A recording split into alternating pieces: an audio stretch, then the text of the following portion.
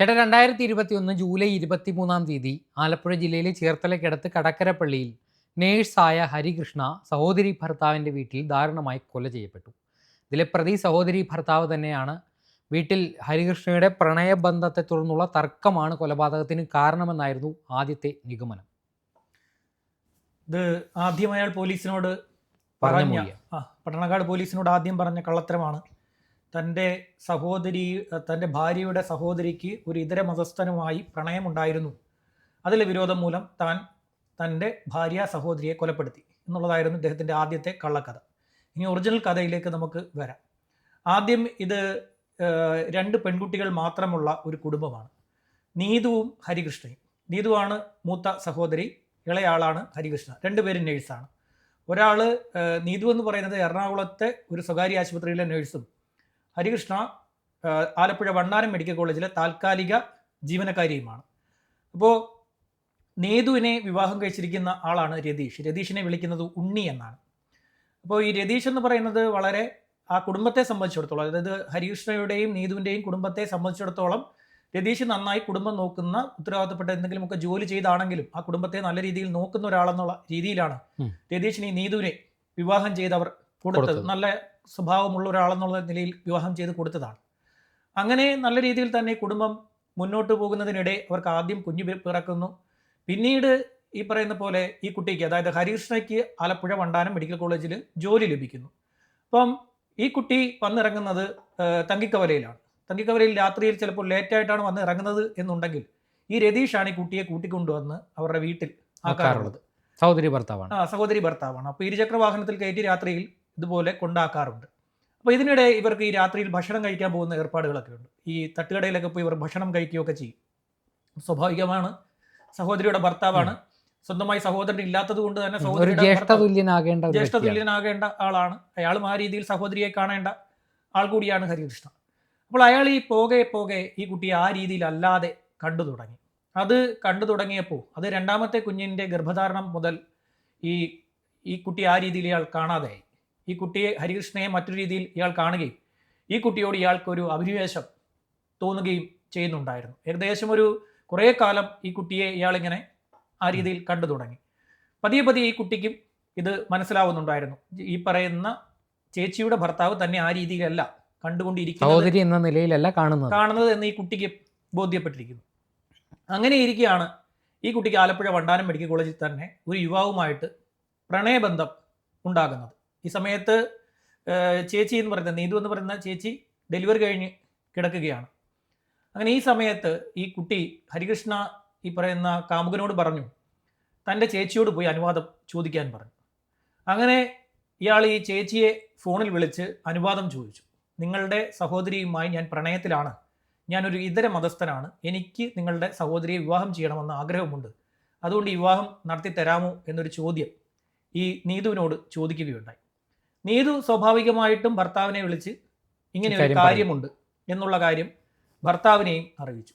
അപ്പോൾ ഭർത്താവിൻ്റെ മനസ്സിൽ എന്താണ്? ഭർത്താവിൻ്റെ മനസ്സിൽ എങ്ങനെയും ഹരികൃഷ്ണയെ സ്വന്തമാക്കുക എന്നൊരു ചിന്തയോട് കൂടി ജീവിക്കുന്ന ആളുടെ മുന്നിലേക്കാണ് ഇടുത്തി പോലെ ഒരു ഇതര മതസ്ഥനായിട്ടുള്ള കാമുകൻ വന്ന് പതിച്ചിരിക്കുന്നത്. ഹരികൃഷ്ണയാണെങ്കിൽ ഇയാളോട് ഇത് പറയുന്നതുമില്ല. ഹരികൃഷ്ണ കുറേ കാലമായിട്ട് ഇയാളിൽ നിന്നും അകലം പാലിക്കുകയും ചെയ്യുന്നുണ്ട്. സാധാരണ ഹരികൃഷ്ണ ഈ തങ്കിക്കവലയിൽ വന്ന് ഇറങ്ങിയാൽ ഇയാളെ വിളിച്ച് പോകുമായിരുന്നെങ്കിൽ പിന്നീട് ആ രീതി ഈ ഹരികൃഷ്ണ മാറ്റിയെടുത്തു. അങ്ങനെയുള്ള പരിപാടികളൊക്കെ, അതായത് ഇയാളുടെ ഇരുചക്ര വാഹനത്തിൽ കയറി വീട്ടിൽ പോകുന്ന പരിപാടിയൊക്കെ ഈ ഹരികൃഷ്ണ നിർത്തുകയും ചെയ്തു. അയാളൊരു അകൽച്ച ഫീൽ ചെയ്യുന്ന സമയത്ത് തന്നെയാണ് നീതു ഈ വിവരം വിളിച്ചറിയിക്കുന്നത്. ഇതോടുകൂടി ഇതെങ്ങനെ പൊളിക്കാം എന്നൊരു ചിന്ത ഈ രതീഷിന് ഉണ്ടായി. അയാളുടെ മുമ്പിൽ ഒരു പ്രധാനപ്പെട്ട ആയുധമുണ്ട്. ഹരികൃഷ്ണയെ വിവാഹം ചെയ്യാൻ ആലോചിച്ചു വന്നിരിക്കുന്നത് ഒരു ഇതര മതസ്ഥനാണ്.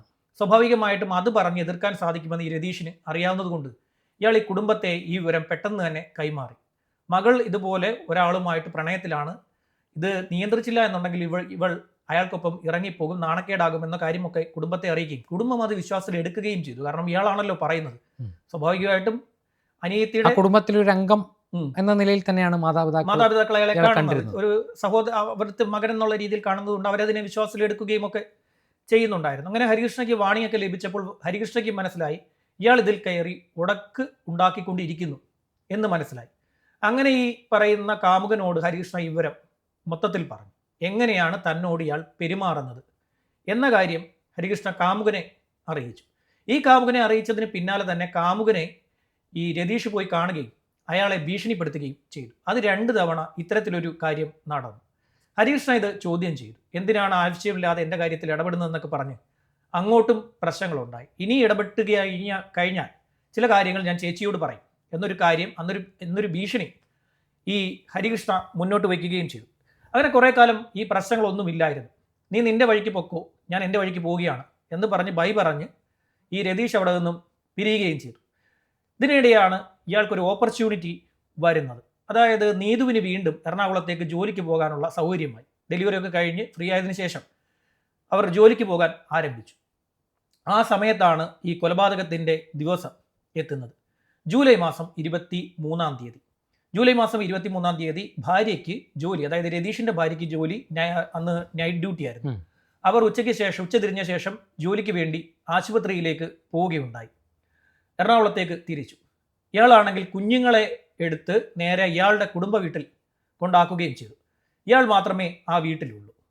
ഇയാൾ ഈ സമയത്ത് ഈ ഹരികൃഷ്ണയെ വിളിച്ചു. അപ്പോൾ സമയം ഏതാണ്ട് 8:30 കഴിഞ്ഞിരുന്നു, 8:45 കഴിഞ്ഞിരുന്നു.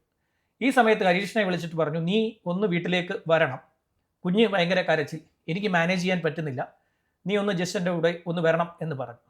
അങ്ങനെ ഈ വിളിച്ചതിൻ്റെ അടിസ്ഥാനത്തിൽ അതിന് തൊട്ടു മുമ്പ് തന്നെ ഹരികൃഷ്ണ 8:45 അമ്മയെ വിളിച്ചിട്ടുണ്ടായിരുന്നു. ചേർത്തല എത്തി എന്നുള്ള കാര്യം ഈ മാതാവിനെ വിളിച്ച് ഈ ഹരികൃഷ്ണ പറഞ്ഞിട്ടുണ്ടായിരുന്നു. അതിനുശേഷമാണ് ഈ ഹരികൃഷ്ണയെ ഇയാൾ വിളിക്കുകയും ഇയാൾക്കൊപ്പം ഹരികൃഷ്ണ ഇയാളുടെ വീട്ടിലേക്ക് പോവുകയും ചെയ്യുന്നത്. അവിടെ വെച്ച് അവിടെ ചെല്ലുമ്പോൾ ഹരികൃഷ്ണ വെച്ച് കുഞ്ഞുങ്ങൾ എവിടെയെന്ന് ചോദിച്ചപ്പോൾ കുഞ്ഞുങ്ങളല്ല, എനിക്ക് കാര്യം സംസാരിക്കാനുണ്ടെന്ന് പറഞ്ഞ് ഹരികൃഷ്ണയെ ഇയാൾ പിടിച്ച് വീടിനകത്തേക്ക് കൊണ്ടുപോയി. അവിടെ വെച്ച് ഇവർ ഈ പറഞ്ഞ കാര്യം പറഞ്ഞ് തർക്കമായി. ഇവർ അങ്ങോട്ടും ഇങ്ങോട്ടും പല കാര്യങ്ങളും പറഞ്ഞ് തർക്കമായി. എന്നെ വെറുതെ വിടണമെന്നൊരു ആവശ്യം ഹരികൃഷ്ണ മുന്നോട്ട് വെച്ചു. പക്ഷേ ഇയാൾ അത് പിന്തിരിയാൻ തയ്യാറായി. ഈ ഒരു ബന്ധത്തിൽ നിന്ന് പിന്തിരിയാൻ ഇയാൾ തയ്യാറല്ല. അയാൾ എന്ത് ചെയ്തു എന്ന് വെച്ച് കഴിഞ്ഞാൽ ഈ തർക്കത്തിനിടെ ഈ ഹരികൃഷ്ണയുടെ തല പിടിച്ച് ഭിത്തിയിലിടിച്ചു. അതോടുകൂടി ഈ കുട്ടി അർത്ഥബോധാവസ്ഥയിലേക്ക് എത്തി. അർത്ഥബോധാവസ്ഥയിലെത്തിയ ഈ കുട്ടിയെ ഇയാൾ ബെഡിലേക്ക് എടുത്ത് കിടത്തുകയും ഈ കുട്ടിയെ ശാരീരികമായിട്ട് ഉപയോഗിക്കുകയും ചെയ്തു. ഇതിനുശേഷം ഷോൾ മുറുക്കി ഈ കുട്ടിയെ കൊലപ്പെടുത്തിയതിനിടെ വേറൊരു സംഭവം കൂടി ഉണ്ടായി. ഈ ക്രൈം അവിടെ നടന്നുകൊണ്ടിരിക്കവേ തന്നെ മാതാവിനെ ഈ കൊലപാതകത്തിന് ശേഷം തന്നെ ഈ മാതാവിനെ ഇയാൾ വിളിച്ചിട്ട് പറഞ്ഞു, ഹരികൃഷ്ണ ഇന്ന് വരില്ല എന്ന് പറഞ്ഞു.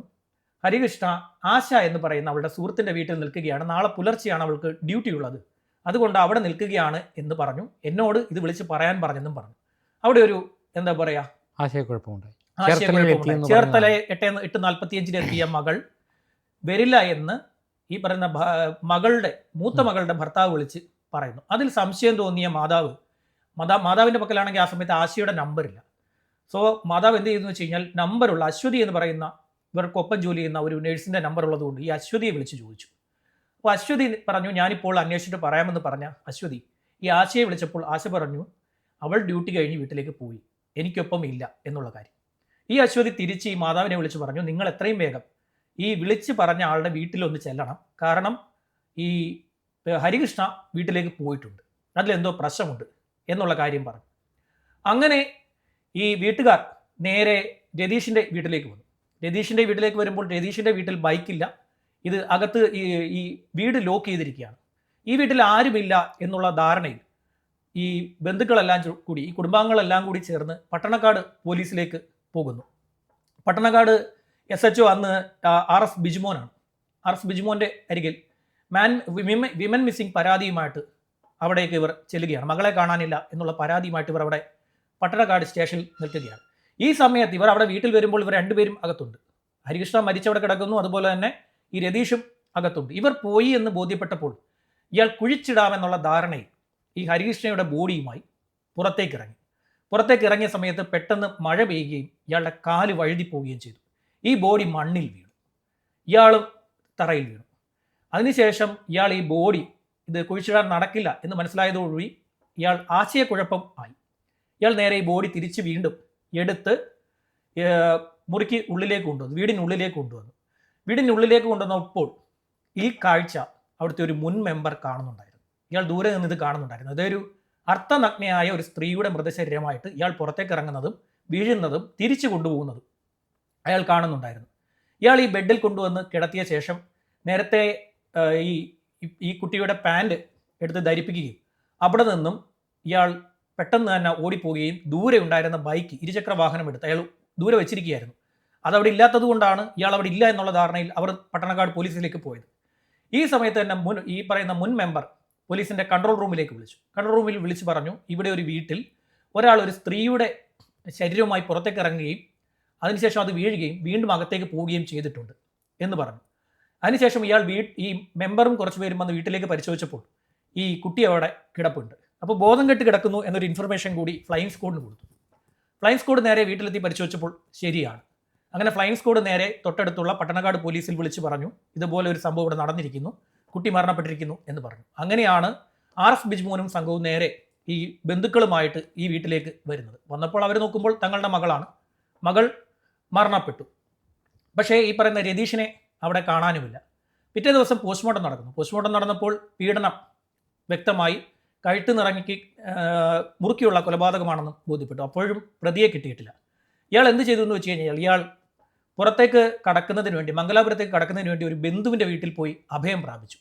ഈ ബന്ധു കുറച്ചുകൂടി സാമൂഹിക പ്രതിബദ്ധതയുള്ള ആളായിരുന്നു.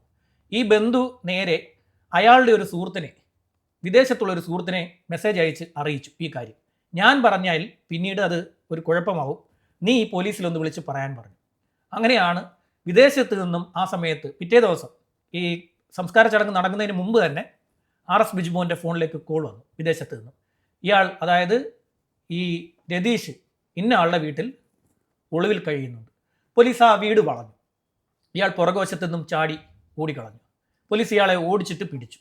അങ്ങനെ ഓടിച്ചിട്ട് പിടിച്ച് ആദ്യം ചോദ്യം ചെയ്തപ്പോഴാണ് അഭിഷേക് പറഞ്ഞ ആദ്യത്തെ കാര്യം ഇയാൾ പറഞ്ഞത്. ഇതര മതസ്ഥനെ വിവാഹം ചെയ്യാൻ ഹരികൃഷ്ണ ആഗ്രഹിച്ചിരുന്നു. അതിനോട് എനിക്ക് എതിർപ്പുണ്ടായിരുന്നു, അതുകൊണ്ട് കൊലപ്പെടുത്തി. പക്ഷേ അതിനുശേഷം പോസ്റ്റ്മോർട്ടം റിപ്പോർട്ട് വന്നു. പോസ്റ്റ്മോർട്ടം റിപ്പോർട്ടിനോട് വെച്ച് ഇയാളോട് ചോദിച്ചപ്പോൾ ഇയാളുടെ ചാറ്റും ഇവർ തമ്മിലുള്ള ചാറ്റും കാര്യങ്ങളും എല്ലാം പരിശോധിച്ചപ്പോൾ പോലീസിന് കാര്യങ്ങൾ വ്യക്തമായി. അതോടുകൂടി കൊലപാതകത്തിൻ്റെ മോട്ടീവ് എന്താണെന്ന് വളരെ വ്യക്തമായി.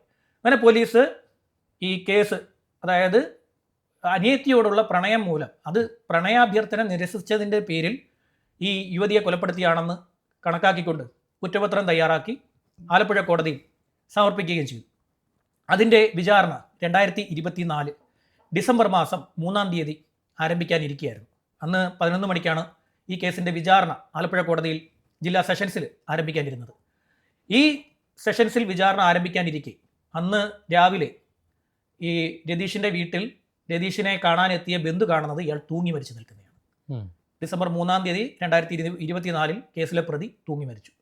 അതോടുകൂടി ഏക പ്രതി മാത്രമാണ് ഈ കേസിലുള്ളത്. അതുകൊണ്ട് തന്നെ ഈ പ്രതി മരണപ്പെട്ടു എന്ന് കാണിച്ചുകൊണ്ട് സെഷൻസിൽ കോടതിയിൽ പോലീസ് റിപ്പോർട്ട് സമർപ്പിച്ചുകൊണ്ട് ഈ കേസ് ഇപ്പോൾ ക്ലോസ് ചെയ്തിരിക്കുകയാണ്. ഇതാണ് ഹരികൃഷ്ണ വധക്കേസ്.